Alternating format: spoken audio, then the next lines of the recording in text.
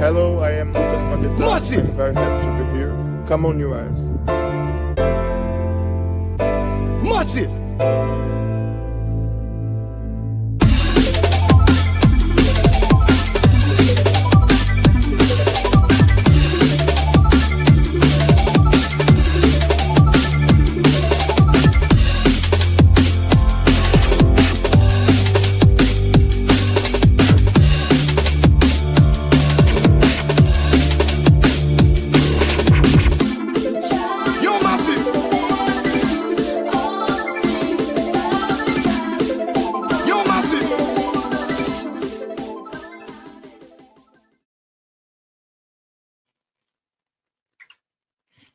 Hello everyone, welcome to the Boleyn Lounge Tuesday talk show. As you can see, I'm on my own at the moment. Afraid Mick's very busy at work, so he's not going to be able to join us tonight, but hopefully Budgie will be along shortly. So please get your comments in the chat and I'll say hello to you and I'll just give you a quick rundown of my views of the game on the weekend. Pretty poor display from us, first half especially. Lots of debate I've seen across social media and other YouTube channels, whether to proportion blame onto players, Potter. My view a little bit of both. I think Potter got a bit of team selection wrong in this one. And I think tactically he got it a bit wrong as well. And I think the players to a degree let him down a bit as well. Slow start from us. Brentford cut us open. Goal inside 4 minutes. Continued to do so through the rest of that first half. We were absolutely battered, really, and pretty fortunate not to be 3-0 down at half time, I would say. Potter rang the changes at half time, and we were much better in the second half. Especially opening 10-15 minutes, created a couple of chances. Kudus really probably should have scored with that chance. He's definitely off the boil at the moment. And aside from that, I do think that after we went at them at the beginning of that second half, Brentford did get to grips with us a little bit, and I think they managed the rest of the game pretty well. And although we huffed and puffed quite a lot, we never really threatened them that much in the entire game. Really had a couple of chances, the penalty shout. I mean, it definitely could have been given. I think there's an argument to say Bowen had a handful of shirt as well, and who's fouling who. So I don't know. From a West Ham perspective, you want to see that given. If it's given against you, maybe you're a bit disappointed. So some of them you get, some you don't.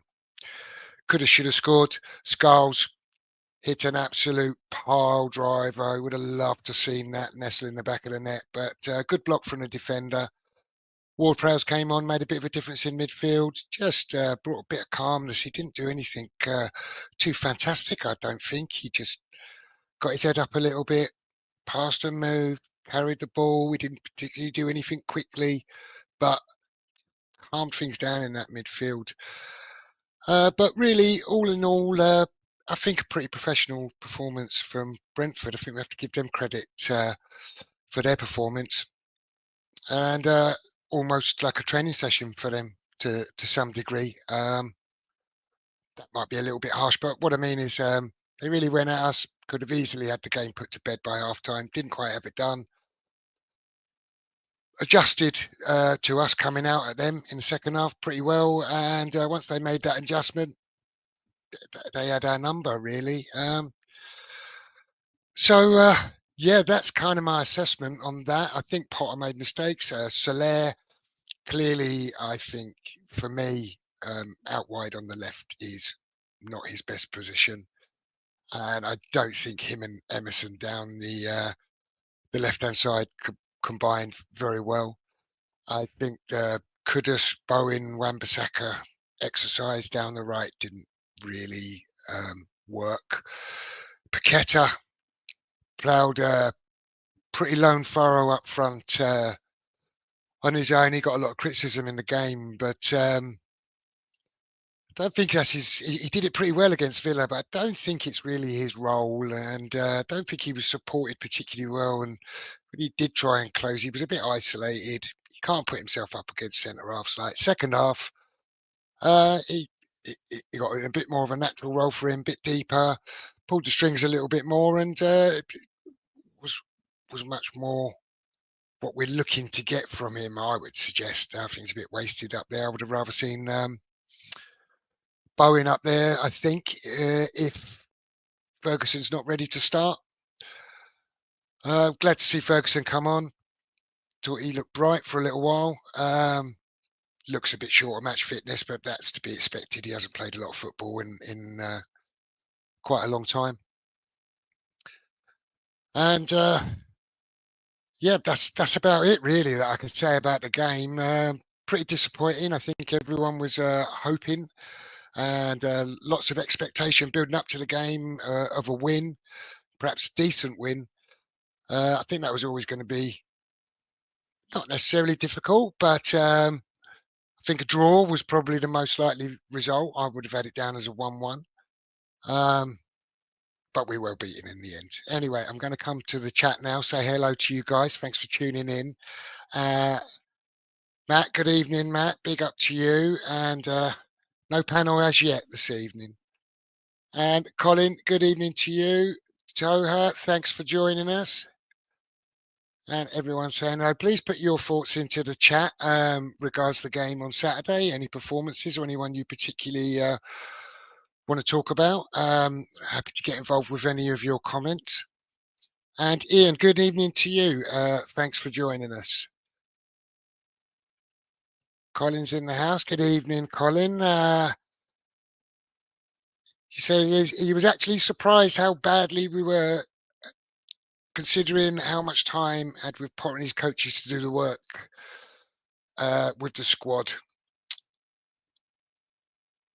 If we happen to continue like that, the fan base will turn. Yeah, I agree, Colin. I think mostly the fan base, and I hope mostly the fan base are prepared to give Potter a bit of time. I do think what's happened to a degree is there's been a bit of overexcitement, I feel, over the last couple of weeks since Potter has come into the club.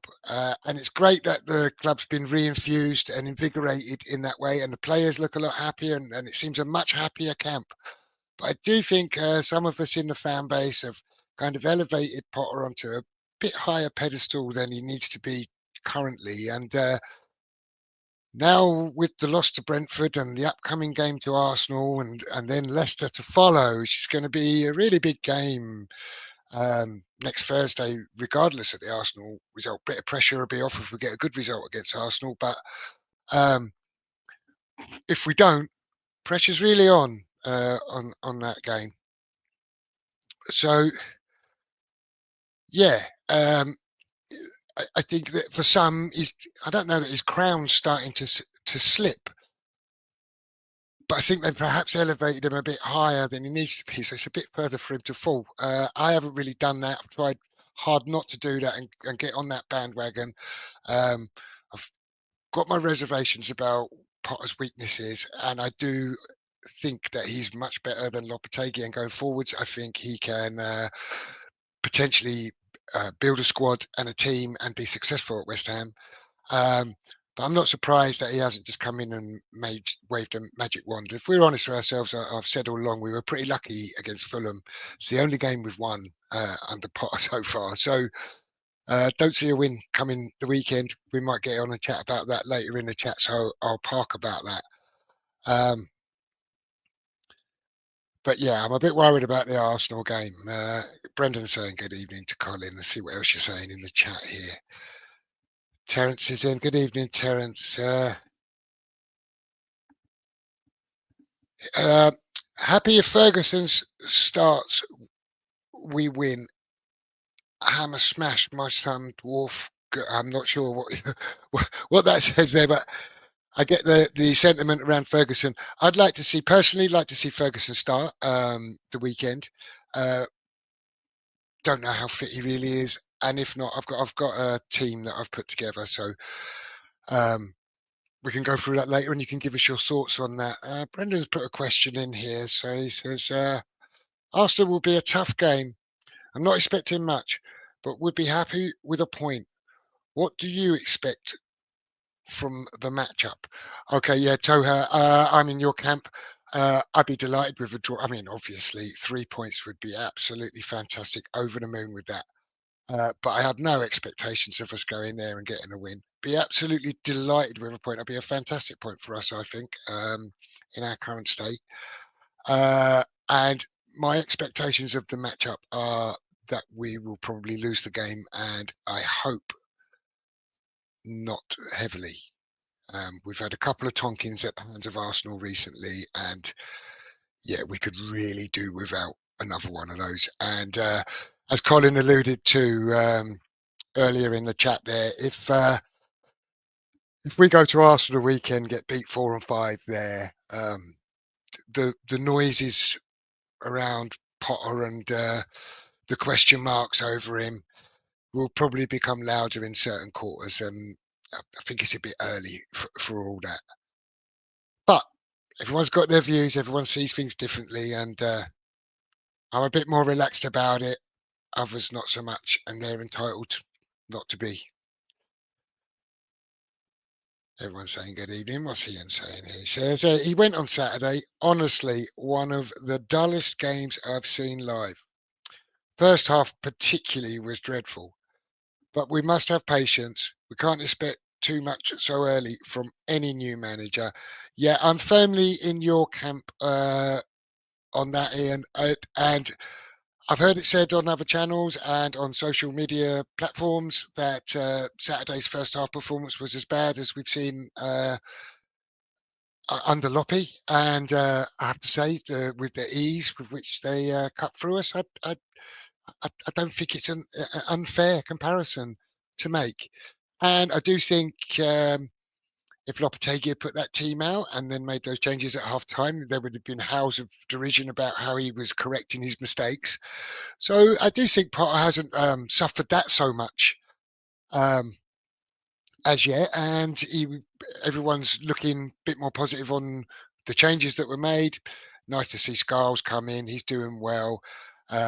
I think Emerson will start against Arsenal, but if Potter thinks Scarles is ready to start, I tell you what, I'm really not against it. The more I see of the young lad, the more I like of him. I've always liked him, but I think he's as ready as he's ever been now. He might not have 90 minutes in him, but I wouldn't be against him. Wouldn't be against him starting a game at all.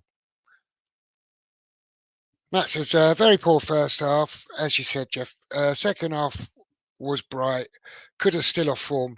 I'd drop him and play Bowen on the right and Guilherme on the left, and Soler as a number 10 and Ferguson up top as our number 9. Well, like I say, I've put a team together that I would maybe quite like to see, and perhaps Potter might, the sort of formation and team Potter might put out.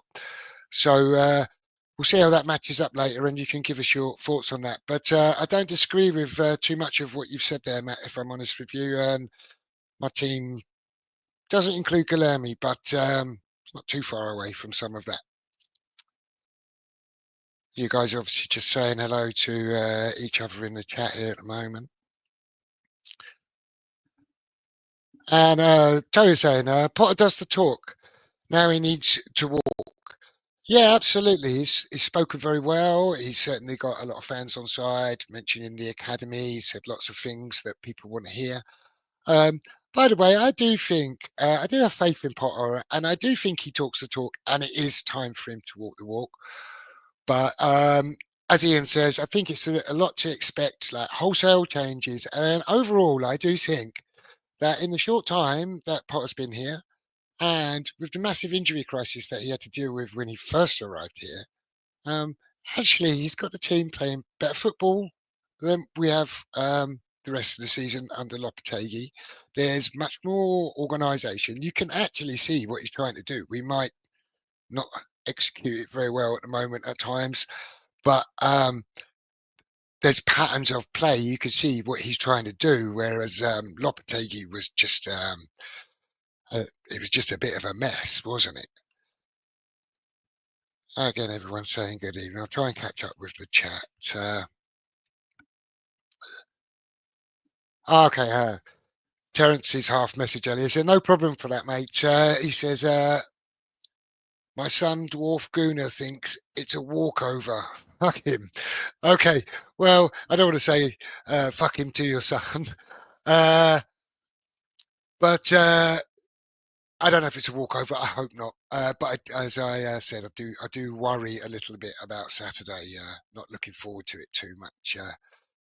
Again, everyone's saying good evening. I can see Budgie's just about to join us now. I'll wait for him to get settled. Matt says it'd take a point or a 1-0 win.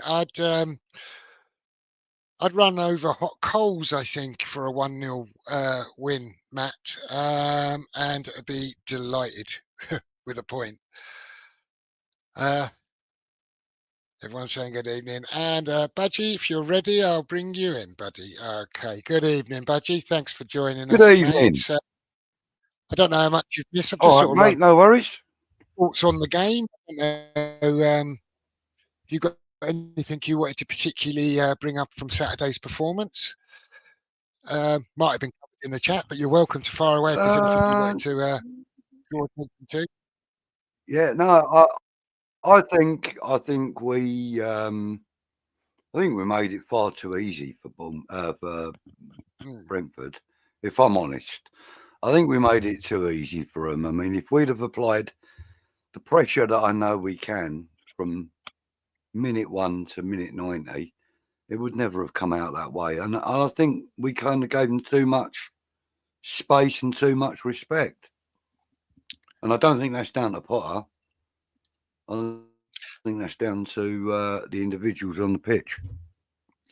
Yeah, we sort of spoke about that. Well, I sort of spoke about it in my bit of my monologue, and as I said, I've seen certain people makes sounds like an accusation. I don't mean it that way at all, but I mean certain comments, some on YouTube, some on in response to YouTube comments and other platforms, but basically, yeah.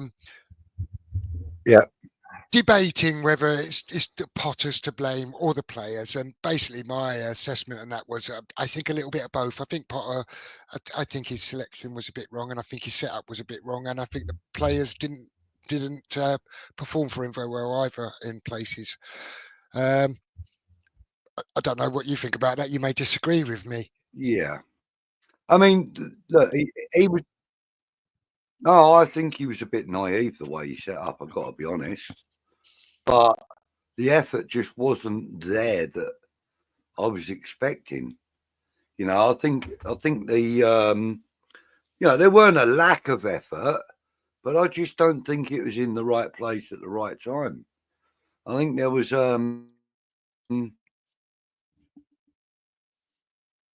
certain times when, as I said, we afforded them too much time on the ball. But but that's just I mean that's my own personal view of it.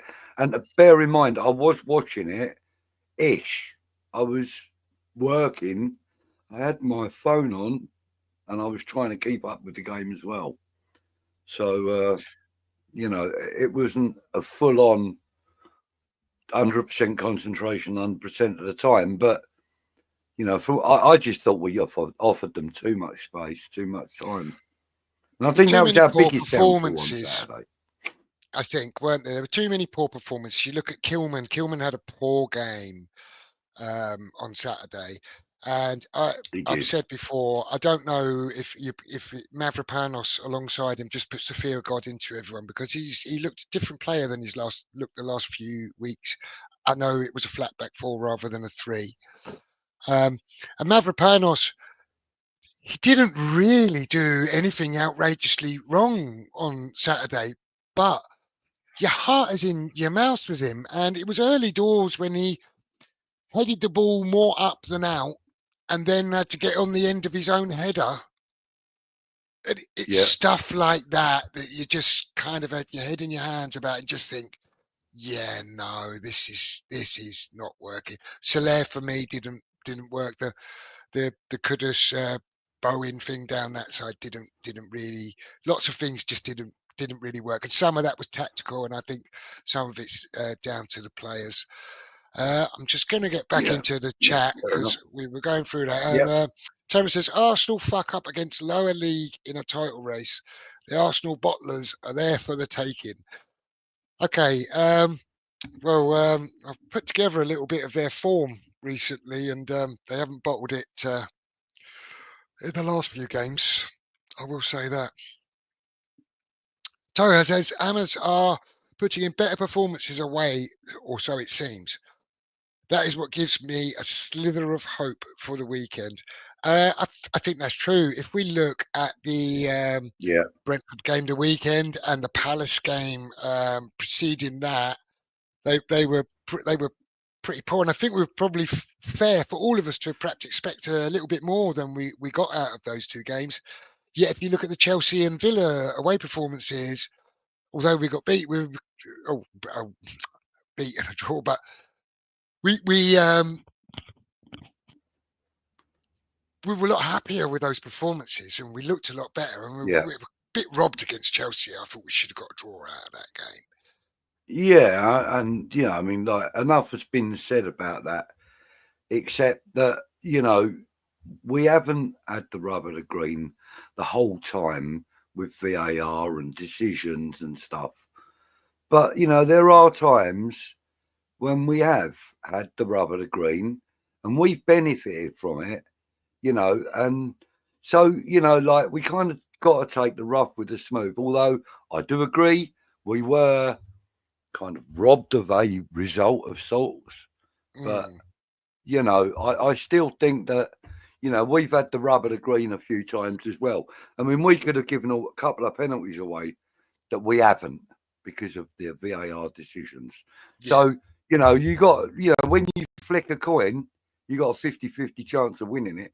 And that's sort of like, that's how that's kind of working out this season for me. I know what you're saying.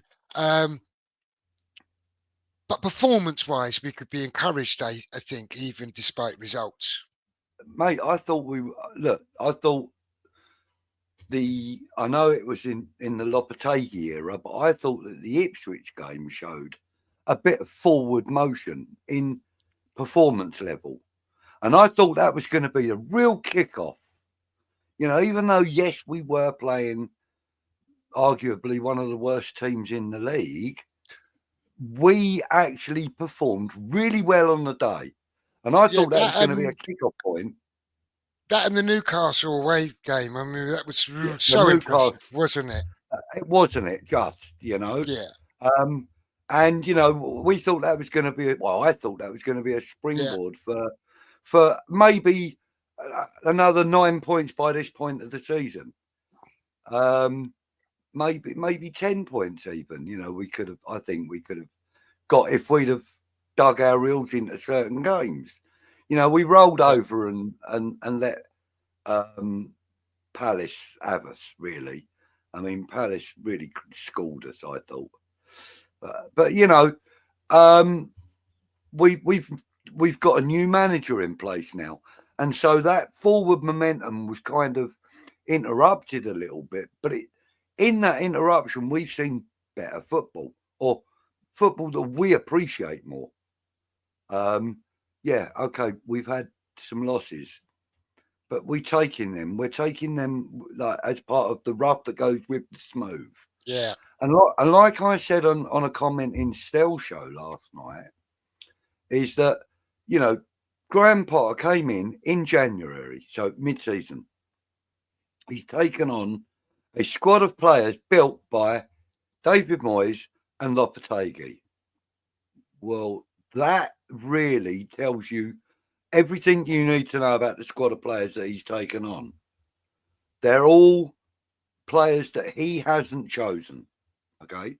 Maybe there are a handful of players in that squad that he would choose to keep. The likes of Paqueta, the likes of, Kudus, Jared Bowen, and others. Kilman probably as well. But you'd want Wan-Bissaka, wouldn't you? And you'd be delighted to have him on his goals. So definitely, and I wouldn't be too disappointed to keep Emerson. I really wouldn't. I think maybe his game has slowed down a tad, but I still think that he's an important player in the squad. I think he is the only player in existence to win everything a football player can win in Europe in the way of major trophies.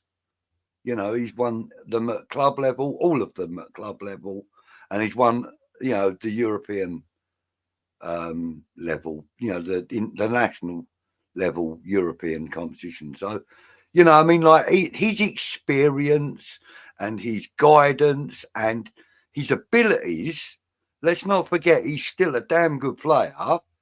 You know, I wouldn't be disappointed if he kept Emerson. That's what I'm saying. You know, Sure. if he did choose to move him on, I'd wish him well. But you know, I think that he's still got a very big role, even if it's not as a left back, left wing back, you know, whatever. Maybe a left centre back. But you're a Even. big fan of Emerson, I know. So you'd I am. make a I am. case for it. I would, yeah, and I'd fight tooth and nail to make that case.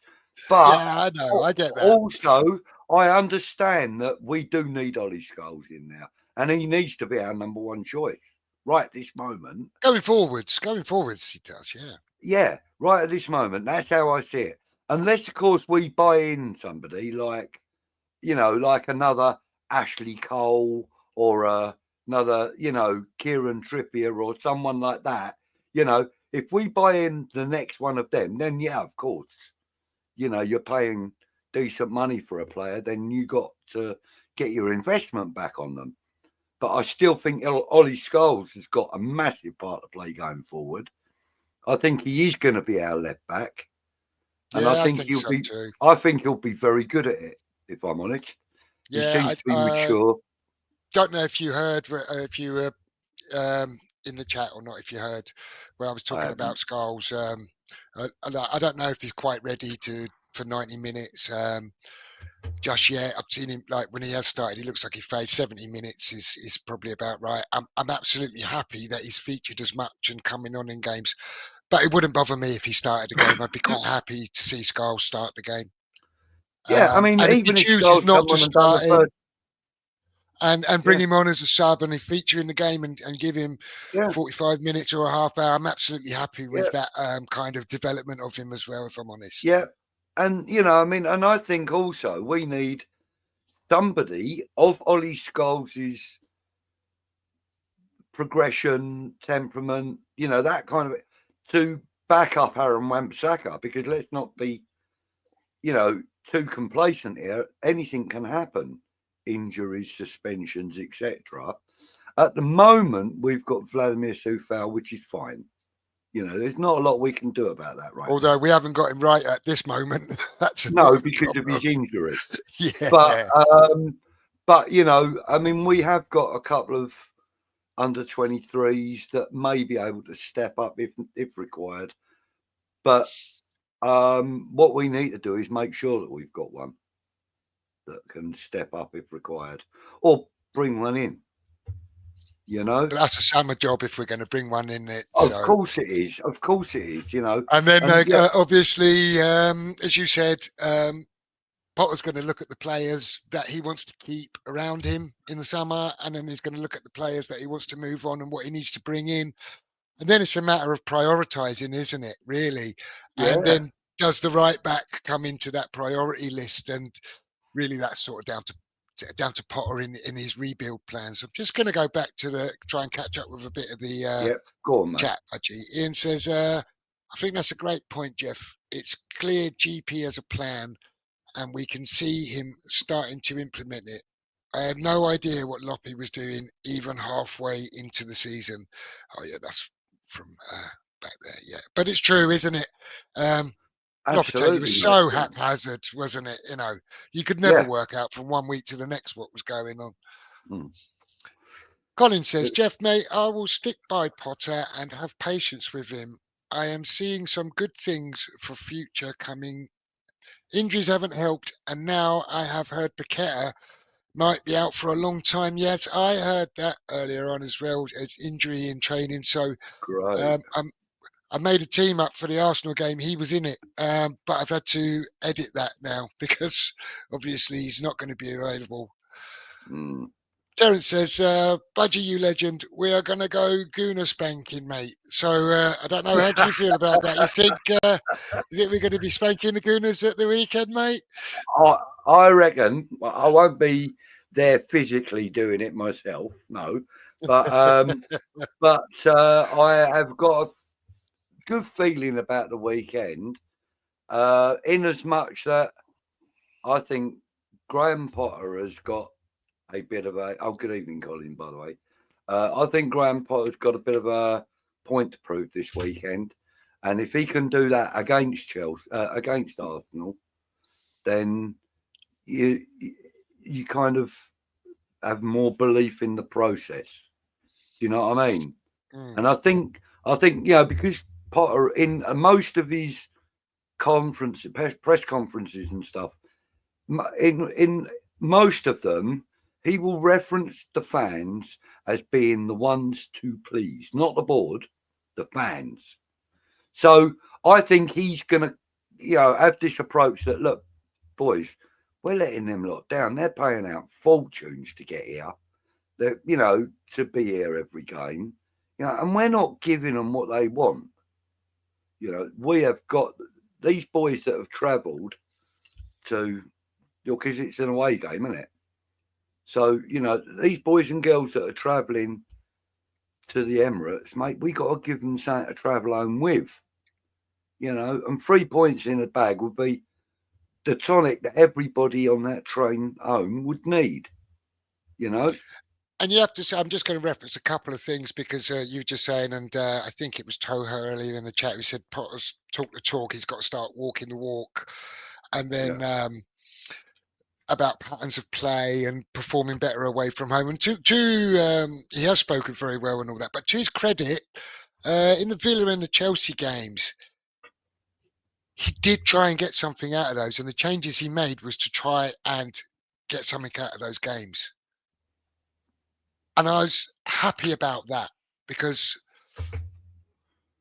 there seemed some purpose behind the substitutions he made, and the fact that he was trying to get a goal, he's trying to get an equaliser, trying to score, rather than just going through the motions. We've seen so often.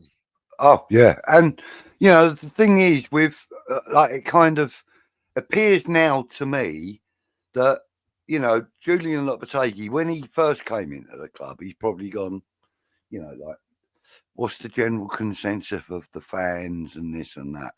And, they've probably given him a rundown of what they've picked up on from these kinds of shows and, the social media and stuff. And they're like, they don't like the fact that David Moyes didn't make substitutions right and that he never made them at times or that he made them too late. He's probably picked up on that one thing and gone, they want substitutions. Right, I don't know. Lopetegui did that anyway. He did that at Wolves. He's always done a lot of substitutions. But it kind of sometimes he was bringing the wrong players off and replacing I don't disagree. with players out of position. I mean, he did things. He played Rodriguez and then hooked him after half hour or something, didn't he? 25 minutes. That was a good and a bad thing all at the same time because it was a bad decision that he made to play him, but at least he recognised that and corrected it. And so in that instance, I kind of supported him on that. But some of it seemed to, and lots of fans felt like the change of like, I've got to use 5 substitutes, and just a little bit random. Anyway, let's leave Lopetegui alone. He's gone now. Yeah. We're moving on, and we're definitely moving on with Potter. I think. I think so. Much more positive around the place. Fans have got a much more positive outlook. Players look a lot happier. Yeah. And Collins made a poignant point here. So he says, Jeff and Budgie, the next 4 games will decide if we are safe or sucked into a relegation dogfight. I have to say, I tend to agree with him. I'm not sure that we are in a relegation dogfight, and I'm not sure we are under threat of relegation. I think we should end up safe comfortably enough. But I do agree with the sentiment that the next 4 games, should they go badly and well for others, it will actually suck us into a a bit of a relegation fight. Well, All we've got to do is pick a few well, points up over those 4 games, and it just probably secures our future, really. yeah, it will suck us into that vortex of, yeah, we need points. We need them now. We need them now. You Yeah, know, and it'll yeah, just be a never-ending circle. yeah. A bit of So, panic you stations know, will start to it set in. will be, and you know, we might only survive by, you know, 1 place, but 6 points or something like that. Ridiculous, Yeah. you know. But No, I could see something like that happening. you What know, you've said to a you know, situation like that, yeah. you Terence know, and says, we're sitting there saying we're the worst of the rest. Do you know what I mean? yeah, I'm not sure if we are, but we could No, but be we if we're could not end up careful. being. Yeah. Yeah. Terence says, let's be honest, our defence is leakier than your granny's buckets. So our only way we can win is to attack, Budgie. So we've got to go for it.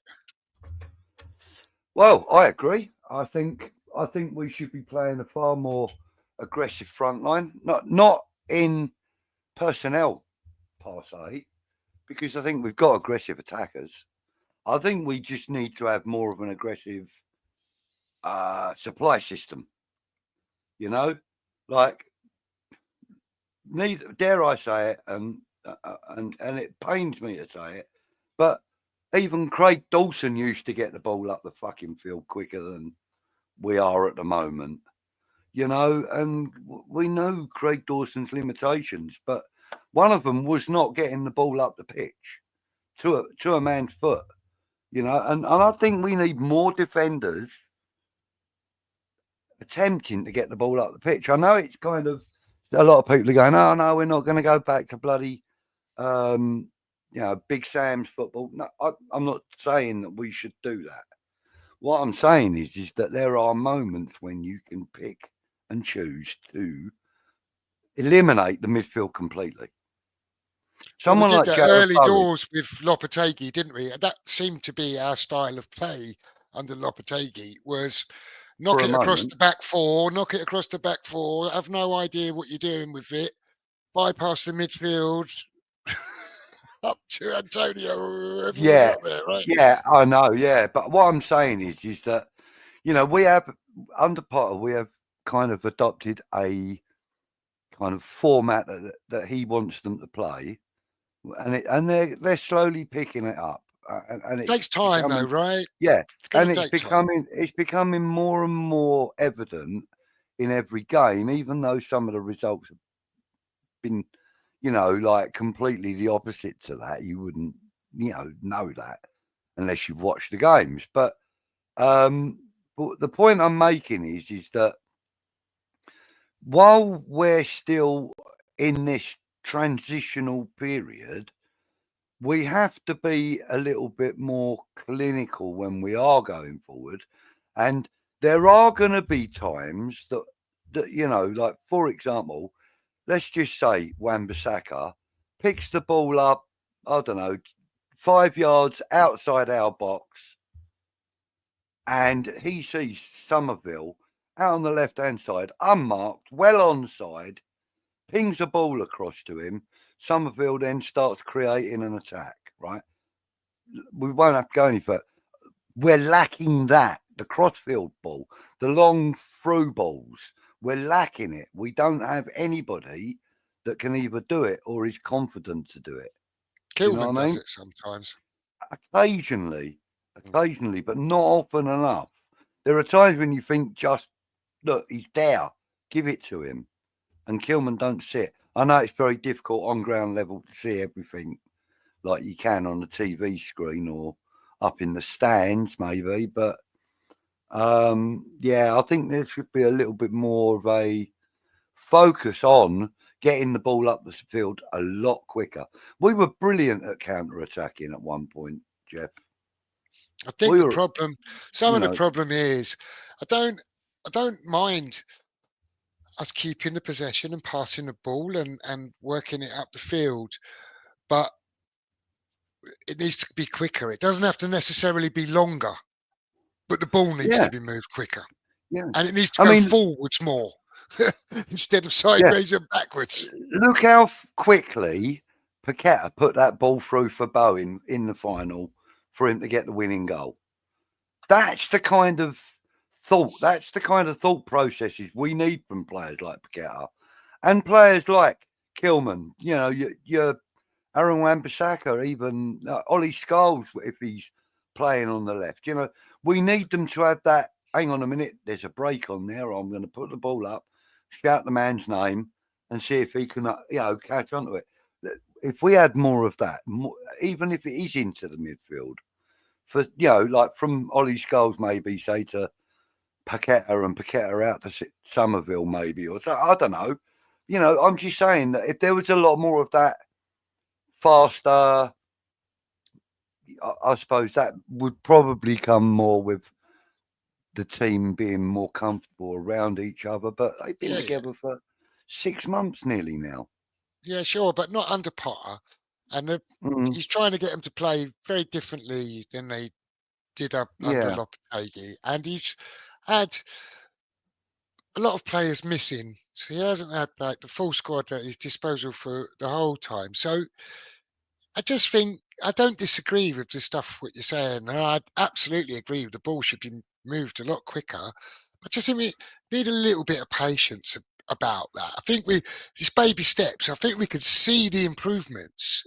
And we just need to walk before we're running, and we're trying to run. And of course, we want to see it because that's really what's missing. And I tell you what, if we move the ball a bit quicker through the thirds, we might be quite exciting to watch, you know?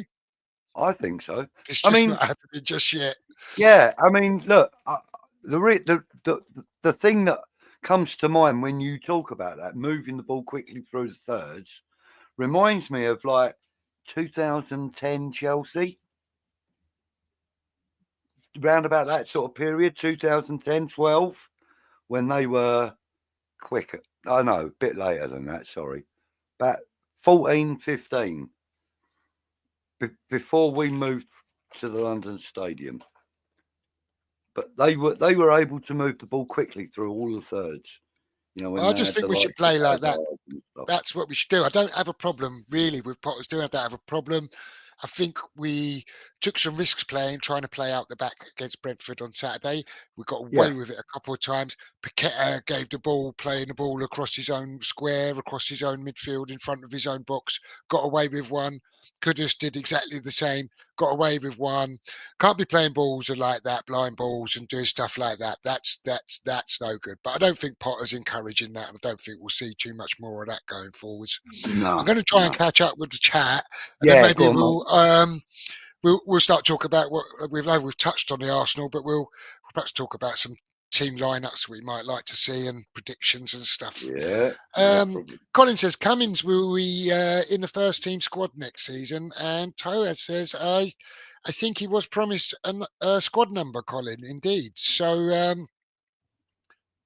could be exciting times. A young striker coming into the club, part of the squad. Yeah. See what he can do. He's very highly thought of, isn't he? He is, and let's not discount also that we have at this moment in time got on loan another very promising young striker who we could go on to secure his signature if he likes what he's doing here. You know, I think it's going to depend on him more than anything else.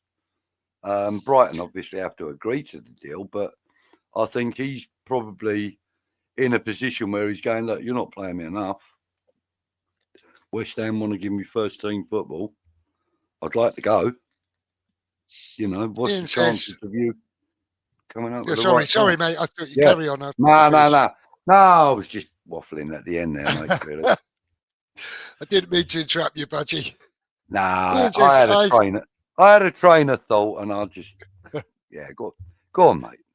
It says, I think we lose the game. Arsenal won't need any strikers to break down midfield defence, but I think a good competitive performance represents progress, although league position is becoming worrying. Again, I find myself pretty much in agreement with him. I really want to see us, whatever the result, put in a good display, lads, put in a decent showing. If we can get something out of the game, brilliant. And although my expectations aren't high, the league position, the lack of wins, the lack of points coming in is worrying. And as Colin said, if it continues over the next 4 games, there will. And there'll be some people who really start hitting the panic button and shouting quite loudly, I should imagine. Yeah. Yeah. But some of it will be entertaining anyway. Ian says, Budgie, I agree regarding the ball playing defenders.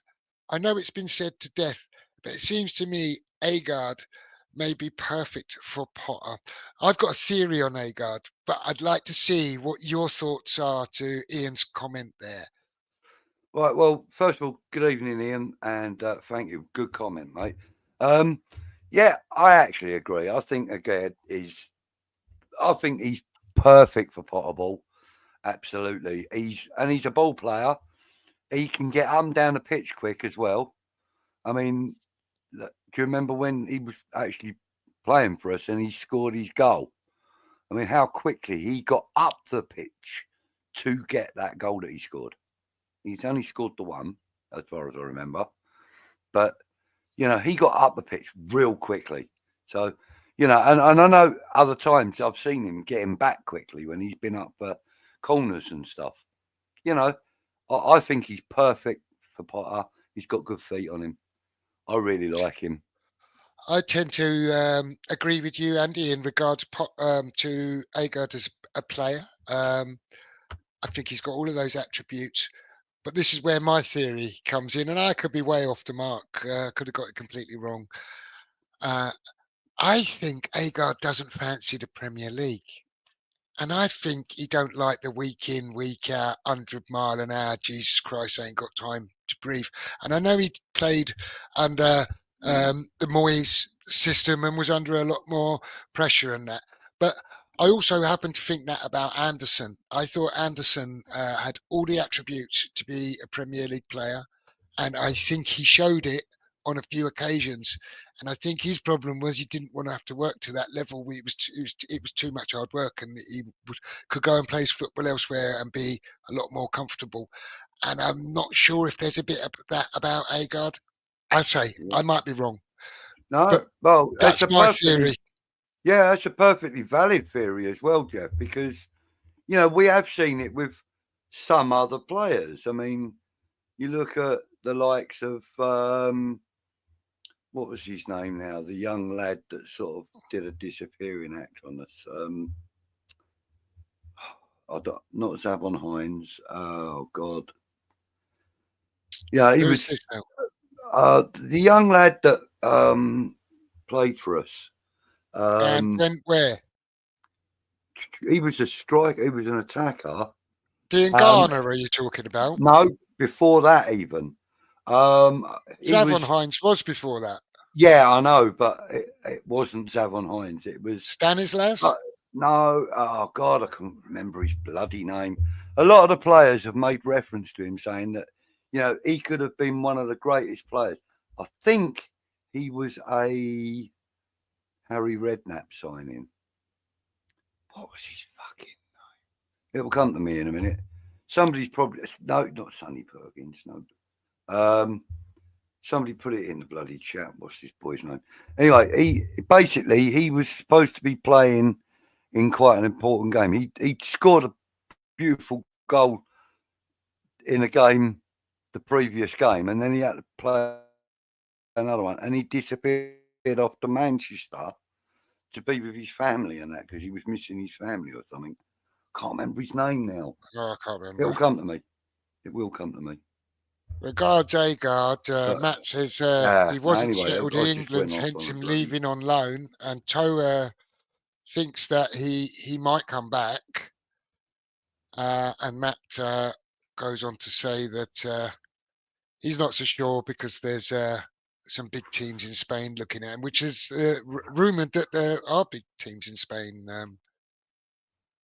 looking for him. So, yeah. And there was another comment I just want to go back to. Colin, here we are. He said he feels that the Leicester game now is a very important game. And if we lose that, it feels like Potter will feel the heat from certain sections of the fan base. And yeah, I absolutely agree with that. I think it's a really important game. On lots of levels, I think some of the fan base, the heat will come on him. There'll be growing pressure on him. But Leicester will be getting a little bit starting to get a little bit too close for comfort, and we won't have quite so much breathing space. So they've started winning that game is sort of really important. Yeah. Not losing it is more important, I would say. Yeah, considering Leicester have found a little vein of form. Excuse me, that went down the wrong way. A little vein of form lately. You know, they picked up a couple of points that you didn't expect them to pick. You know, so let's just see. But I don't know. I think it's going to be a tough game. I think it's going to be it will be drastic if we lose it. I know that much. Yeah. And just to correct myself here, it says, sorry, Matt, the not disappeared from my reply. He will not be back. So Joe thinks he won't be back either. Right, Ian was just saying that he thinks Agard would need to be put with the right central defensive partner, a bit of an enforcer that could let him play his game with a bit of cover from a good quality CDM. I see him, if Potter wants to play in a back three, I could see him, Kilman and Todibo, and you wouldn't be...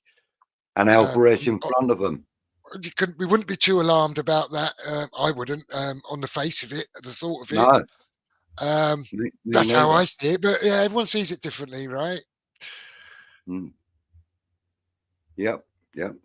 I mean, yeah, that would be a good partnership, I think, them three. Oh, and Colin's moving on for his team for the weekend. We'll perhaps start talking about that. He says he'd like to see a 4-4-2. Areola, AWB, Todibo, Kilman and Scholes. Guilherme, Soler and Alvarez, Kudus and Ferguson and Bowen up front in a 2. So I did just present. This is, let me put this up. How do I share this? Been a while since I've done this, Budge. Down the bottom it says present. Screen. Yeah, I've got it. I'll share my screen and don't know where it is. I don't know if I can share this, Budge. Why not? I don't know. Oh, there we are. Window. Maybe there. Yeah. Should have set this up before. Oh, yeah.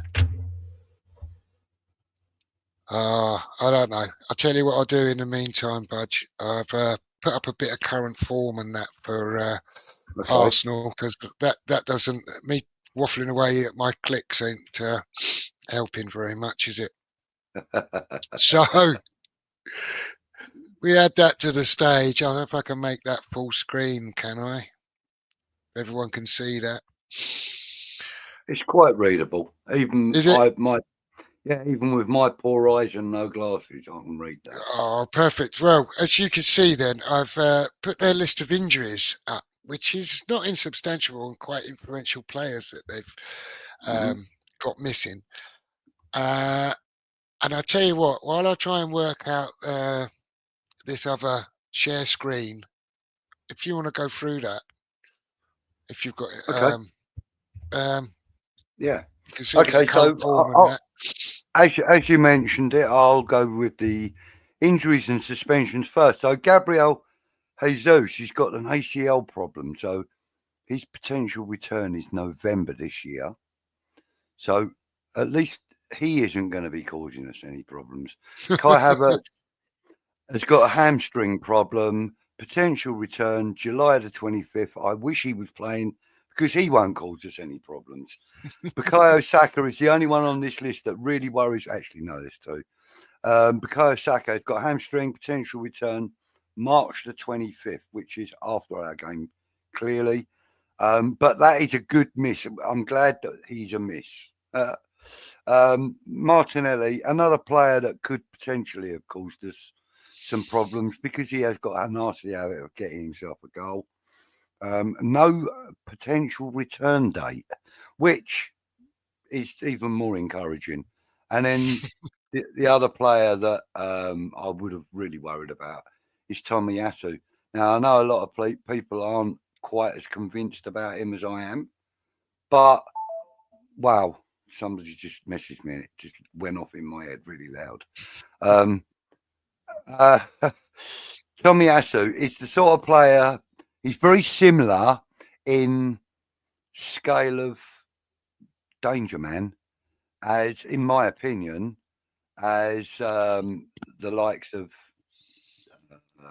Mitoma at Brighton, and he's also very similar to how Willian is dangerous at Fulham, even though he's 400 years old. Doesn't matter, the man can still score from 4 miles away. So, you know, Tommy Yasu, to me, is one of those danger players. I'm glad there's no potential return, and he's not likely to feature at the weekend.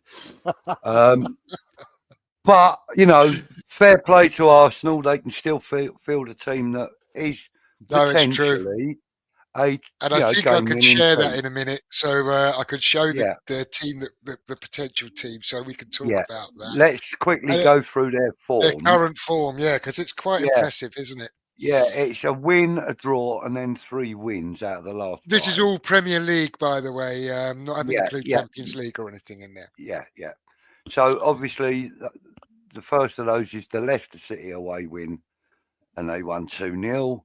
Manchester City home win 5-1. Now that was a shock to a lot of people, including me and a lot of the people on TV as well, I think.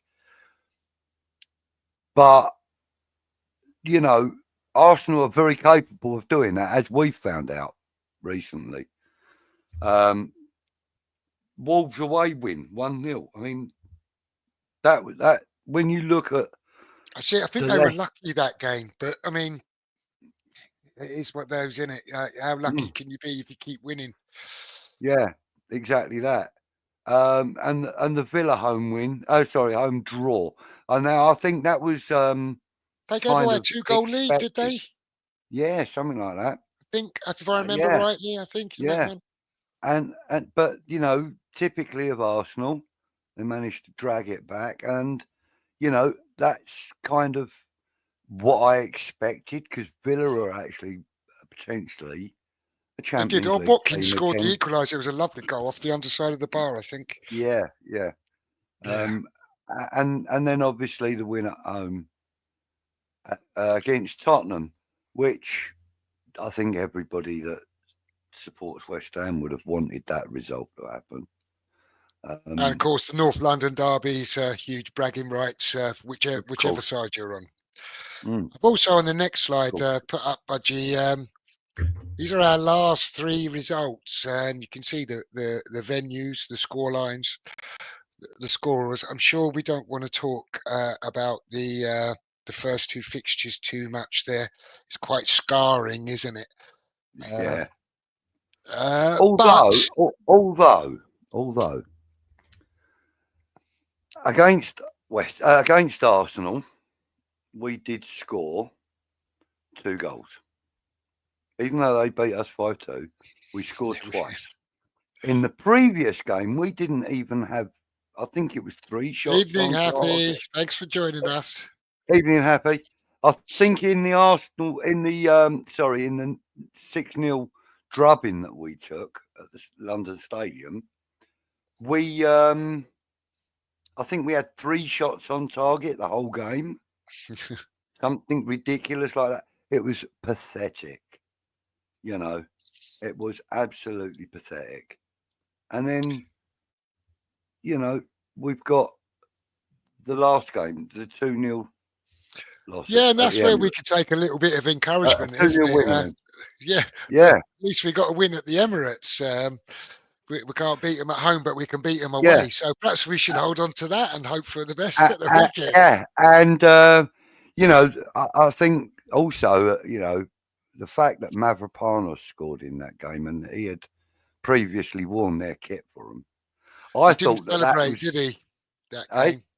That's the game he scored. He didn't celebrate. Yeah. It's not like he's got fucking loads of goals under his belt. You'd think he'd be delighted, wouldn't you? Yeah, but out of respect for the club that he served before, he didn't, and it was the winning goal, so fair play to him, But out of those 3 games, and that's just Premier League meetings, isn't it? Yeah. Yeah, that's the Premier League. Yeah. Yeah, because the game prior to that 2-0 win, when Mavropanos scored, was the Carabao Cup game, was it? Carabao Cup game, we beat them 3-0. Yeah. Yeah. I don't know if there are fixtures in between, but yeah. Yeah, the previous game we played Arsenal is what it was that. Yeah. Have I shared that screen now, Budgie? Yes, you have, yeah. Ah, good. Can you see that? I can't read the names very well, but can you not? Can I see if I can make it full screen? Hang on. How about if I put my bins on and get a bit closer? Now I can. Does that make it? Can you see that now? I can, yeah. Now I've got my glasses. Excellent. On, okay. Now I look like Nigel Khan looking right into the camera. Go on. Well, I'll read it out, Budgie. This is how they lined up in their last game, and their back 4 and their midfield through consistently being picked, and I guess their injuries that they've had at the moment has been pretty consistent. So you wouldn't imagine it's going to change too much. And they've got Lewis Skelly at left back, who's doing pretty well for them, even though he's not a left back. You've got Gabriel Saliba at the centre half, obviously Raya in goal, and Julian Timber at right back. Then you've got Odegaard, Partey, and Rice has been a pretty solid midfield for them most of the season. And then currently, obviously, this is where their injury crisis was, at the top end of the park more so. So they had Wanyeri, or whatever his name is, on their right, Sterling down the left, and Trossard through the centre. And I guess we're going to see something similar to that against us at the weekend. You'd think, you think Wan-Bissaka might deal with Sterling okay. You'd hope, wouldn't you? Yeah, you would hope so. Kind of up his street, innit? Yeah. I think you'll find that what's his name? That Alvarez will step up and take care of Trossard, won't he? Well, I've put a team together. Originally, it had Paqueta in it, but since I've heard of his likely injury, I've took him out. So, okay, I'm not sure if he's going to go with a flat back 4, but I've kind of set it up like that because I don't want to see Mavropanos, and perhaps that's just my own personal choice. So I've gone with Areola in goal, Emerson at left back, Kilman and Todibo as the centre halves, and Wan-Bissaka at right back. Alvarez as CD.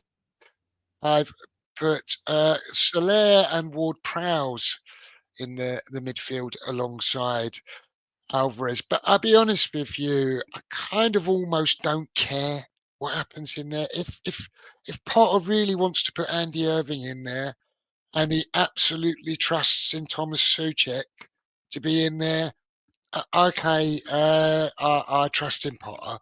But that's how I would perhaps set up. I think Ward-Prowse played quite well in the middle of the park. I didn't think he did anything stunning. He just did things straightforwardly, but he did pretty well. But as long as he's not put out on the left wing like bloody absolutely. Moyes selected him at. I think that Ward-Prowse kind of can meld anywhere in that midfield 4.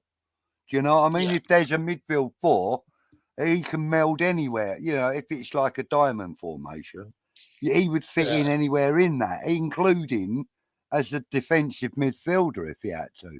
I've got another role for Ward-Prowse if we want to talk about a three at the back formation, but I'll just finish this formation off. So, and I've got Bowen, Kudus in the wide positions, left-hand side for Mo, right-hand side for Bowen.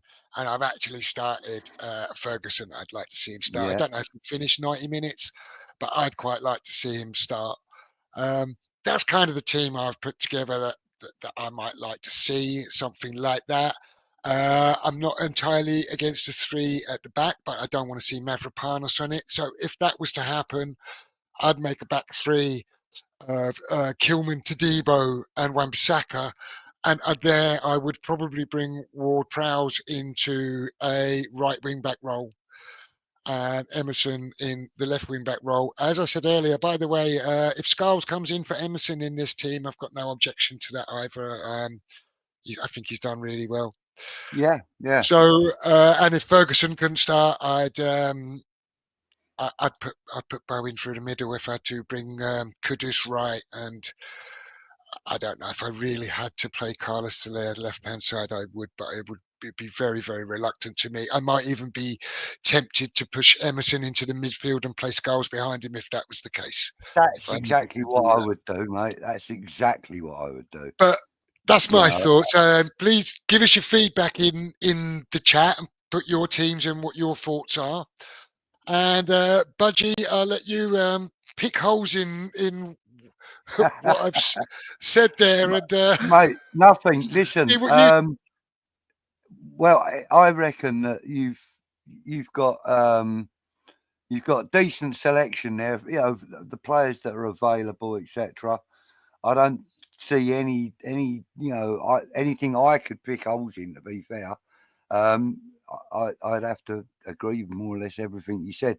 However, I did like that idea of playing Scholes behind Emerson, and I've said that a couple of times that maybe we should have played Creswell behind Emerson. I've said that a couple of times, you know, before Ollie was getting. I think I like Scholes behind Emerson a bit more. But that was before Ollie Scholes was getting his chance. Yeah, sure, right. Mate. That was during the David Moyes Lopetegui eras. I was saying maybe push Emerson forward and bring Creswell in behind him, where he hasn't got to keep doing the bombing forward. Emerson can do it with a shorter distance, you know. It kind of works theoretically for me, you know. But this is a good attitude. Yeah, no, I agree. I think Scholes is perfect for that. This is a good attitude and outlook from HH, I think. Happy, she says, I'm not going to allow myself to get up for this match. The disappointment is too much. If we somehow win, though, we're going to be bouncing off the fucking walls. I know. And she will be, mate. I'll tell you. She'd be like one of those little bouncy balls. Yeah, mate. She do love her football. I just wanted to, before I go too much further down and lose my space, I just wanted to put this comment up from Ian. He says, I do think we need to see what Guilherme can do at some stage before the end of the season. I'm not saying start him, but surely we have got to give him more than 4 minutes, I think he means at the end of the game. Yeah, I don't disagree with you, Ian. I do think we need to have a look at him, get a bit more, bit more game time. I think. Who knows? He might get opportunity. Mo's not really performing at times. Maybe it's an opportunity for him to get a few more minutes. You know, if Mo might have to be sacrificed. Yeah, and you know that that left-hand side has been a bit of an issue to us in recent years, and you know, we're getting Soler out there. You know, with Somerville out of the way at the moment, out of the picture at the moment, and Kudus not really giving it his all and not being particularly comfortable out there. Let's be perfectly clear. Why not let Guilherme have a pop out there? Because it's a natural position. It's certainly nice to see him get a little bit more minutes than he has been. Yeah, I mean, look, Ian says not necessarily 90 minutes, not necessarily starting, but instead of 4 or 5 minutes at the end, you know, give him 20 minutes or half hour. Let's see what he can do. 70 minutes, you go, right, go on in, get on this. Go and show me what you got. And there's been a couple of games when you think it's crying out for that. A little bit of pace, someone to stretch their defence, give them something to think about. I mean, could you imagine? We brought Ings on, didn't we, at one time? You think, what? Could you imagine it though? Like being, say, like maybe 2-0 down at half time on Saturday, and Kudus and Potter having a disagreement about something, and him saying, "Right, okay, fair enough, mate. I'll let you have the afternoon off. Go on, Lewis, on you go." Imagine what that might do to change the game. Just that one little thing of difference, you know, like him getting on at half time, or even as you said, for half an hour. Imagine what little spark of flame that could ignite within him, within the club, within the side, you know, and within Potter's train of thought. You know, it might be a case now where he goes, right, I've got Somerville fit, I've got Glammy fit. Who am I going to play this week? You know? Talking about who you're going to play this week, it leads quite nicely into Terence's comment there. What do you think of that? He says, Budgie, I keep saying bench Kudus. He doesn't want to play. Fuck him. 85 million bollocks. I can't put a value. So, do you share Terence's frustration with Kudus? Would you bench him, or would you persevere with him? I love Kudus, right? I think he is a very talented and very tricky player to play against and have on your side, right? So with that in mind, yes, I do like Kudus. I do like the way he plays. But of late, I'm not the only one that said it. He has been below par, off the boil, however you want to describe it. He hasn't been 100%. And I think that's true. And I think also, and I don't discredit what you've said there, because I do actually agree with you. I think he has been a little bit off the boil and not quite himself. And then I also think that we had those few games where the only focal point and the only outlet we had was Kudus, and he just got crowded out, and that didn't really have any opportunity to do anything. And I think a bit of his lack of form, or his downturn in a bit of form, and those things have all been lumped in together. And I think maybe some of that's a little bit unfair, because of course, it's hard when you're in those situations to just be the be all and end all every time. I was going to say also that, you know, and like in the days of when we were playing, you know, counter-attacking football under David Moyes, and we were very successful with it, it was short-lived because we were found out. We were sussed out by the other teams, right? This is the same thing with Kudus. He's got an approach. He has a style.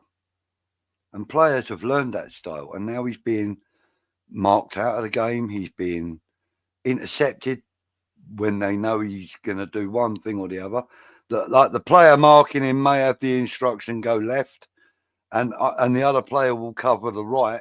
Mo Kudus is marked out of the game instantly. Yeah, and then when he's had his opportunities, he hasn't taken. So the chance against Brentford, he blazed over the bar. You know, it should be scoring that chance. You know, that he wasn't crowded out there, and he's missed a couple of headers that he's only think, God, he should be scoring there. So it's just not all quite coming together for Mo at the moment, is it? And he had Danny Ings on that open goal and didn't pass it to him. He tries to go at it himself and got smothered down by the keeper. So, you know, I mean, I'm not talking about in the last week or anything, but I'm saying like in recent weeks, you know, certain things that have happened when Mo could have either released the ball, shot a little earlier, shot a little later, maybe even, you know, where his decision making has been under par, you know, and therefore his game has been under par.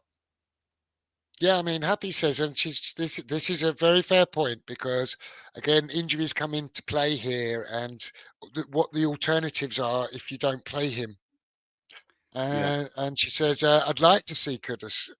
I've seen Kudus benched for the first half of this one, but with Pax out, he's much needed. And it's very true, isn't it? So if you do It bench is. Kudus and you have no Paquetá, I think there'd be a lot of fans scratching their heads as to who he puts in in place of those two. If you're going to leave Kudus out as well. Yeah, agreed. I mean, if you're going to leave out Paqueta's out, right? So with Paqueta out, I think, to me personally, Carlos Soler is the obvious choice to replace him. And James Ward-Prowse slots in there quite nicely because Guido Rodriguez has proven that he's not reliable enough for us. Not good enough. The pace of the game's too quick for him. I think Rodriguez is good, technical, decent footballer, and he probably does quite nicely in the midfield in Spain if he's got the right, especially if he's got a couple of right players Italy around. or somewhere like that. Yeah. But I think the Premier League, it's all too quick. Much pressure. Everything's too quick. So you can understand why you would put, say, Soler and James Ward-Prowse into that centre midfield. Although you're not really injecting huge pace with those two, but more effective than Rodriguez, right? Yeah, and Carlos Soler isn't really a slouch.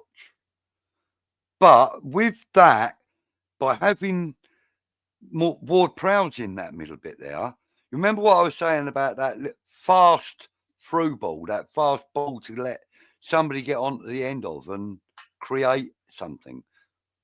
Ward-Prowse is your man. Right here, right now, in our squad, Ward-Prowse is that man. We haven't got Fornals anymore, and Paqueta's unavailable. So right now, at this moment in time, Ward-Prowse is that man. He's the man that can put a ball from one corner flag to the other in the opposite, corner. He can do that.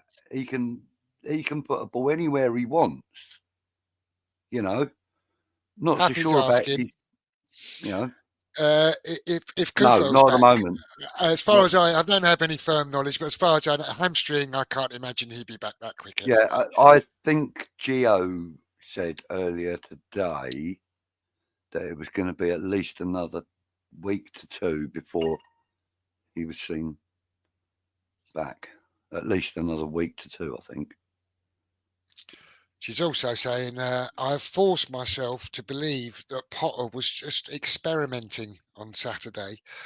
What I would say to you is, Happy, I hope that you're correct about that, because I do think there were failings from the players, but I do think Saturday is a failing from Potter with that setup and that team. Mm-hmm. I am criticising him. I'm not slaughtering him. I'm not getting on his back. I do think he made an error of judgment. I think we got paid back for it. Who knows? It could have been an error of judgment that was brought about by pressure from the players. They might have said, we've been playing a back four and this and that. I don't know. I mean, he might have been set to play the back three that he's been playing, and then Kufel pulled his hammy, or I don't know when he did it. And then he had to change his plans last minute. Maybe they looked all a bit unsettled because that it was a last minute change. I honestly don't know. Yeah, I'm kind of making that up, but I'm making a supposition. Happy says Scarles is looking better than Emmy form wise, but would Potter throw him in against that Arsenal side? I don't know, Happy. I'm kind of happy either way. If he starts Emerson, I trust his judgment. But if he is prepared to throw Scarles in, I'll be honest with you. I trust Scarles to do a decent job in there. I like Scarles. I've liked him for a couple of years. I know he had a bit of an injury, and it really set him back. And I think he might have been around the first, perhaps not, because we had Moyes and all that. But yeah, I really like Scarles. And I tell you what, he's got massive now, Scarles. He looks really, really ready. And his performances show that he's, in my opinion, that he is. Mm-hmm. Yeah. I don't know what Ty was talking. He's still making crap vases. The masterpiece is way off. Is he talking about Potter? Of course, God, I was a bit slow there, wasn't I? Yeah. Very good, Toha. Very good. I just want to hear some positive West Ham reaction against us doing. What's that say? Watch along with a dwarf who may be my son. Come on, attack. That household's going to be crazy the weekend, isn't it? Terence, your living room's going to be mental. Yeah, he's certifiable as it is.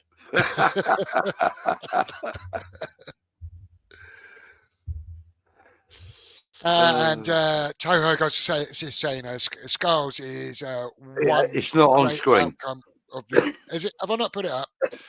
Well, before I do that, let's. It flashed up and then it went off.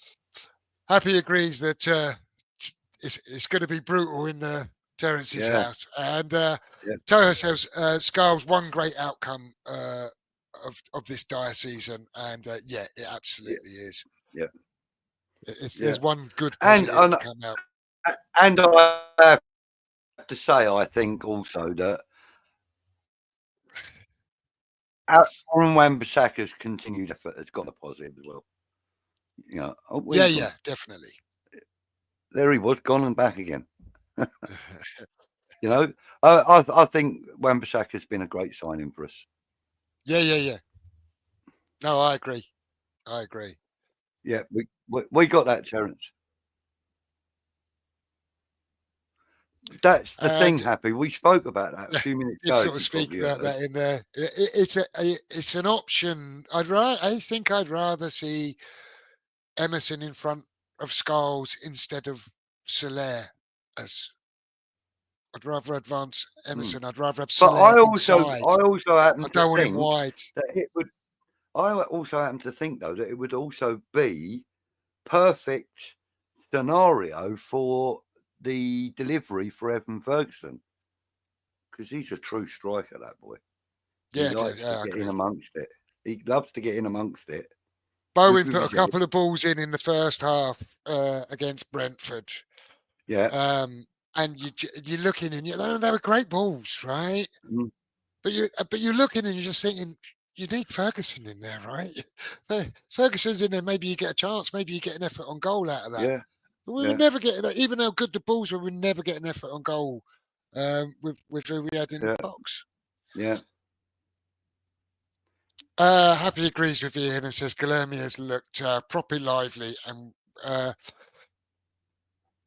we're in desperate need of that. And we are. There's been times where the injection of pace. I couldn't believe bringing Ings on. I know it was against his old club, but bringing Ings on instead of Guilherme when we clearly needed some pace up there. But Colin's asking Happy if he's upset. I can't answer that, Colin, because it's not my place. Only Happy could answer. I would imagine not, but I can't really say. She does. She does answer him a little bit later. Oh, she does. So not in any way, shape, or form. Look, so there we are.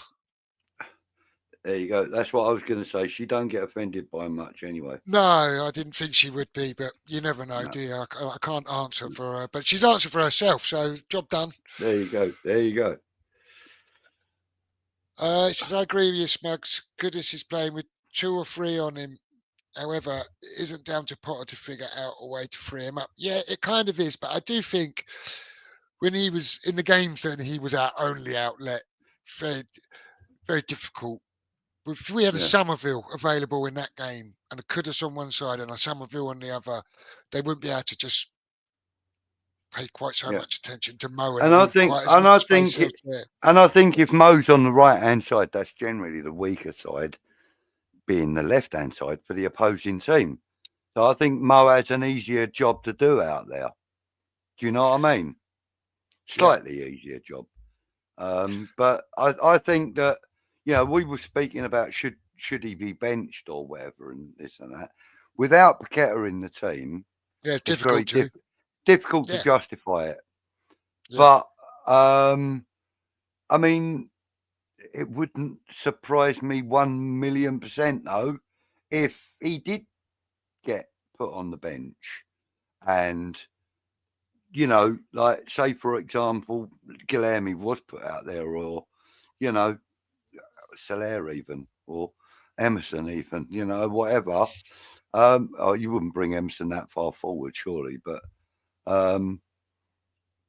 you know what I'm saying is that I think that with Paqueta in the team, it's a lot easier to drop Mo. Without him, it's very difficult to. But if you did, you would have to use a player like Guilherme that's just as wriggly, just as unpredictable. He's unpredictable because we haven't seen a lot from him. So you can't predict what the boy's capable or willing to do, you know. So Happy saying we're going to need Kudus, Bowen and Ferguson in the front three. Doesn't want to see Soler up there, and No. well, in the team that we put up, I basically had that was my front three, and Soler will need to be in the number 10 if we still aren't going to use Guilherme, and that's a bit of a worry, to be honest. And I kind of had Soler and Ward-Prowse in that midfield hole behind there as well, and. Sorry for spamming, but you don't be sorry, Happy. You put your comments in there, and we'll get through your points. I'll just try. Can't keep up with you, but I'll try and get all your comments up. It's not like you're spamming, Happy, right? It's just that's true. It's the rest of the chat are men, and they know not to interrupt a woman when she's talking.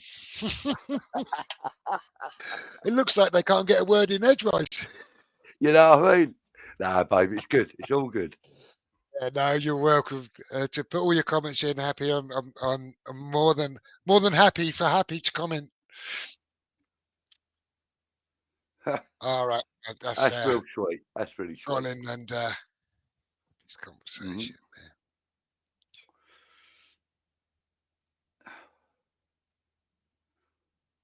Yeah. Oh yeah, the hamstring is. There's so many hamstring injuries wider in the Premier League. Every club seems to be full of them at the moment. And I think it's got a lot to do with the intensity of the training on the quality of the grounds that they're training on, and then changing to cushion soft pitches, and you know, too much give, not enough give, whatever the case may be. I know how quickly an hamstring can go, mate. Terry's saying, is Irving going to Celtic as some agreement to get Cummins? I've got not no idea. Aware of. Joe. I do know that there were links in the summer, weren't there? I think, or January, whenever it was. No, summer. For 14 or 15 million pounds, and I was like, can't believe they're not selling him, really. But in fairness to Irving, he's done absolutely nothing wrong when he's been asked to participate. And he shone a light for me. He did quite a lot right, didn't he, in the Chelsea game, right? Yeah, tired in the end. He shone a light for me. Yeah, he had a decent day. To be fair, you know, he is the kind of player that I would expect to be a long-term West Ham player, because he's that kind of midfielder that we've lacked since, well, maybe since Declan Rice went, but certainly since Mark Noble retired. You know, a reliable, dependable midfielder that you know isn't going to go in for those ridiculous challenges and get himself a card. I love Alvarez, but he is a little bit impetuous at times. And I think that, you know, I think that Andy Irvine is that kind of sensible, head together midfielder that will kind of steady the ship a little bit, like the likes of Nobes and Declan Rice did, you know. And I think I wouldn't compare him to them two, though. I don't know if that's a good comparison, but I get the point you're making. Maybe not so much in personalities. That's all. No, but no. What I'm saying is that Irving, very little rattles him on the pitch.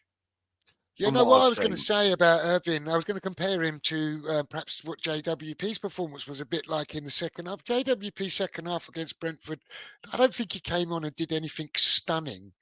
He just came and did things straightforwardly, but it calmed everything down. It gave us an element of more control in the middle of that part. And I think Irving kind of did. He didn't. I don't think he was stunning against Chelsea, but he didn't do anything, and he did lots really straightforward. And he did what he did. He did well. And you kind of, I think there's a lot to be said for that. Souček does what Souček does, and we need him at times, and we need his kind of performances at times. But equally, if you've got an Irving or a JWP to do those kind of things, you need players like that too. I know they're not exciting, like Kudus and Paqueta, but they're like necessary cogs in the wheel, in my opinion. Yeah. I mean, we've had a whole list of midfield players that have been kind of maverick to some degree, like, your Scotty Parkers and Mark Ward, even, those kinds of players. But we've also had your solid midfielders that will just do the job, the likes of Andy Irving and and Thomas Souček and plenty of others. And I think Andy Irving's perfect for us right now. I think he's a player that could really grow in that midfield role. Yeah, I'm not sure how much quality he's got going forwards that perhaps he should be, pushing for a starting place in that team. If Potter's sort of, he's going to have whatever budget he's got, and again, it's going to come down to priorities. It might be, something that, do you know what, we've got an Andy Irving, so rather than go and spend that money in that area, we'll use Andy Irving in a squad context then. But I think that's what he is. He's a squad player rather than pushing for a first 11 place, in my opinion. Mm-hmm. But he's not a bad guy to have around the place from what I've seen of him. No. I think, as I said, I think he would be a player that will grow with the squad, with the club. Anyway, I suppose we are trying to get through the chat, but we ought to think about perhaps some predictions for the scoreline at the weekend after we've discussed the team there. Yeah, let's do that, chat. Give us your score predictions. Yeah, get your score predictions in. I'll flick through your comments here. Mm-hmm. And what's your thoughts? Have you got great expectations, Budgie? You want to put a score line on it? Okay. Run us through what you think will happen. I said earlier that I felt a little bit more confident about this game against Arsenal than I have done more recently in the last two eras, shall we say. I think that, I think Potter's got a lot to prove. I think the players have got a lot to prove. To all those guys that get in the stands and, and us lot that support them from near and far. And they've got a lot to prove to us. And I think the Arsenal game would be the perfect stepping stone right now. I think it'll be a great tonic, put it that way. So I got a funny feeling we'll go at it. The worst I can see is a Desmond, but I'm going for a 2-1 win. Are you really, Budgie? Well, yeah. And I hope that you're right. I really, really hope that you're right. I'm afraid I can't be as positive as that. And whilst through last week, everyone was glibly predicting 3-1 wins against Brentford and the like, I was thinking to myself, I think it's a 1-1. And maybe if Kudus had took his chance, maybe if we'd have got a decision for Bowen, it had ended that way. But it wasn't to be, and really, you couldn't say that Brentford didn't deserve it. So I'm not as enthusiastic about us getting a draw even at the Emirates. I hope we score. I think we maybe lose 3-1, maybe 3-0, but I'll say we can score and say 3-1. I hate saying that about West Ham, but just being honest, really. I know. It's and we are talking about it's what I Arsenal, think. you know. I mean, Yeah, these are a team that can either, you know, turn up and absolutely destroy someone, or they'll come along and they'll just grind out a result. They're very rarely losing at the moment, are they? Let's be fair. well, And you when saw their last 5 Premier League records. There's Yeah. 4 wins and a draw there. Yeah, that's what I'm saying. So, you know, there was a couple of convincing wins and a couple not so convincing. Yeah. So, you know, I can understand exactly where you're coming from, Jeff. And, you know, like I said, I can see a Desmond at best, but I'm hoping for a 2-1. I hope you're right. I'm going to quick scroll down just to the Yep. predictions here. Put a few people's predictions up before we go, Budge. Matt says 1-1 or hopefully 1-0 West Ham. So let's hope either way he's right, because either of those would be a good result. One would be brilliant. Happy says she doesn't know if she should risk this, but she's going for a 3-2 away win. Wouldn't that be lovely for us? Oof, yeah. Wouldn't it? And Matt loves that. Torah says, I just want to write Desmond, but I want to win. Colin's going for a win. He says we're going to win 2-1. He says JWP is going to equal Beckham's record and Ferguson's going to get off the mark for us. That would be really nice if both of those things happen too. If both of those things happen, Colin, I will come and buy you a pint. I tell you what, Colin, I'm not encouraging you to gamble, but stick a couple of quid on that, because that comes off. That'll pay you. Yeah, mate. You can come and buy me a pint. Ian says he'd have a pint of whatever you've had, Budge, because well, I'm not sure he's on board, but I hope you're right, mate. I'm not the only one that's sort of hoping for a win, mate. You're absolutely not. We've got some positive comments in the chat, which is good. Happy says, my head following my mood and disappointment is lingering on a 3-1 loss. Yeah, I'm afraid my head's in that sort of headspace, as you heard, Happy. So I hope I'm wrong. Yeah. Terence says, Happy, whatever she achieves in life, I will love her and wipe away tears every time I watch her. Nice. That's very nice, isn't it? Yeah. And I tell you what, I think I did scroll past some comments earlier, so I guess that's in reference to something I've got just to get by. So I'm sorry about that, guys, missing whatever that was in reference to. It's Happy obviously knows what you're talking about, Terence. Apologies, Terence. Didn't mean to be rude. And just quickly, before you read this one out, who was it that wants to know what I'm drinking? Ian. Yeah. Ian, it's all very well asking what I'm drinking, but what's your prediction, mate? You haven't put it in there. Oh, is he not? Okay, we might have got that. I don't know. If you can, I haven't scrolled down to the bottom. Maybe it's in there. I can see the bottom. I can see the bottom. Oh, can you? Okie dokes. Yeah. Terence is going for a West Ham 2-1. So someone else backing you up, Budge. Nice. Happy says she'd take a point right now and not play. I would too. If they offered you that, if that was a thing, yeah, you could have a point and not turn up. I'd just take it. Yeah, I really would. I wouldn't always say that, but I would this weekend. Yeah. You guarantee 36 points every year, aren't you? Oh, no, that's true. Happy says a 3-1 loss gives us a -20 goal difference. That's fucking painful, isn't it? Isn't it? It really is. Oh, and Colin says he's already put that bet on. So good luck to you, Colin. I really hope it comes in. We'll all be happy and you'll be quids in. Yeah, good luck, mate. And Torres says that's some stat, and it really is. And it's not a bloody good one, is it, from our perspective? But there we are. No.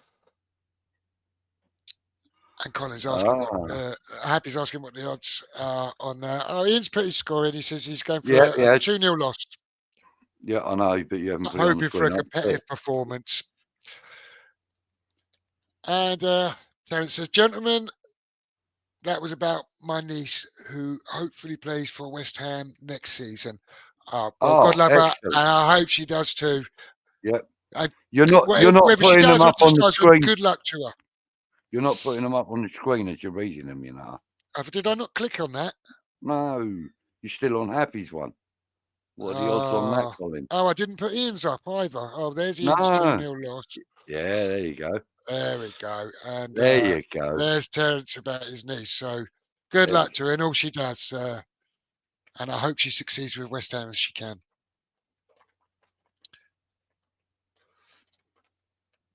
And well, have I missed one of those? I don't know. Maybe. But those guys know what they're talking about. Yeah, they do. They do. And Ian says, of course, he'd be delighted to be proven wrong. Me and you, we could sit in the same corner predicting our losses, Ian, and eat all the humble pie we can stomach. And I'd take it gladly, to be honest with you. Gladly do it, turn them over. And Toho says it's true. It's minus 18 now. Oh, so he was referencing that stat. It's shocking.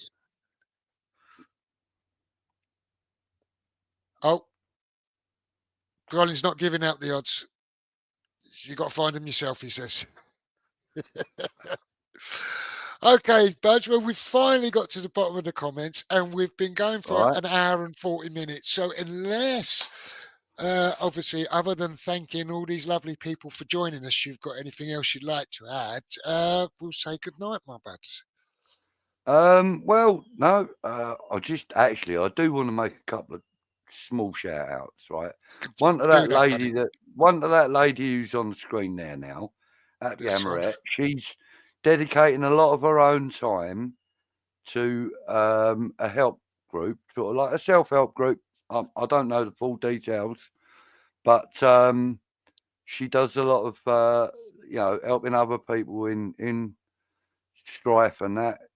We're giving them advice and stuff. So Happy, you're a brilliant person. Keep doing what you're doing, and thank you on behalf of all the people that you're helping, because you've helped me in the past. And also I want to say thank you to Colin for doing what he does, because he does a very similar thing on a personal basis, and it's a tough world being a carer. Well, I can only Colin, second that. Keep your head up, mate, and stay strong, bruv. We're all here. Other than that, thanks to everybody in the chat. Everybody making your points and stuff. It's great to see them. And we're glad you like joining us on a Tuesday evening. Yeah, no, it's great. Thanks to all of you for joining us and joining in. It wouldn't be the same without your comments. We sit here and talk nonsense to ourselves, and we can do that, and it's great, but it's just not the same without the interaction with everyone who joins in. So thank you ever so much. Thanks for supporting the channel. It was our birthday last week, actually. I didn't mention it before. So for all of you guys that were with us from the beginning, and for all of you that have come along since, thank you very much over the last 12 months. It's been a brilliant little journey. Feel like I'm still just as rubbish as I was the day I started, but I quite enjoy having a chat to you guys on screen and you guys in the chat as well. So thank you very much, and hopefully you'll join us all again next Tuesday. Even though I predicted a loss, I'm hoping for a win. Say good night and come on, you Irons. Tune in next week to watch me gloat. Good